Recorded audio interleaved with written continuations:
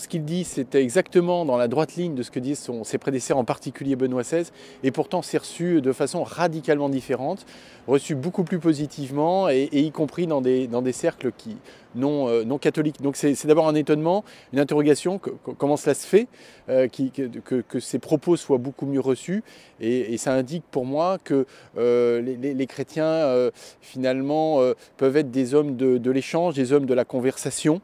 Je crois que Pape François est d'abord un homme de la conversation avant d'être un homme de l'enseignement, et c'est probablement ce qui contribue en tout cas à ce que ces propos soient peut-être mieux reçus. L'image en tout cas qui est associée au pape, c'est celle de, ça a été beaucoup dit, voilà, de quelque chose de plus populaire. Pour moi, il y a une petite anecdote qui dit bien justement ce recours à la piété populaire, en tout cas cette reconnaissance de l'importance de la piété populaire. Il a raconté quand il était archevêque de Buenos Aires, une petite dame qui, sortant de la messe, se précipite vers le prêtre qui présidait l'Eucharistie et lui demande la bénédiction. Le prêtre ne lui donne pas en lui expliquant qu'elle avait déjà bénéficié de sa bénédiction, et lui fait toute une théologie de la bénédiction.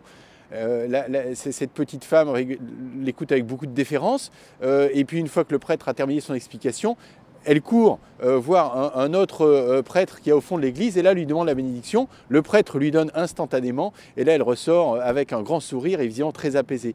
Et je crois que c'est vraiment à travers cette anecdote, c'est un appel à ne pas mépriser, en tout cas peut-être moins mépriser la piété populaire, reconnaître au contraire que c'est celle qui vient du cœur, probablement celle qui vient j'allais dire, des racines aussi, justement, de notre besoin et de notre soif de croire, avec des gestes simples, liturgiques, sacramentels, miséricordieux. Donc oui, à la piété populaire, et je crois que le pape François nous en redit l'importance et la valeur surtout.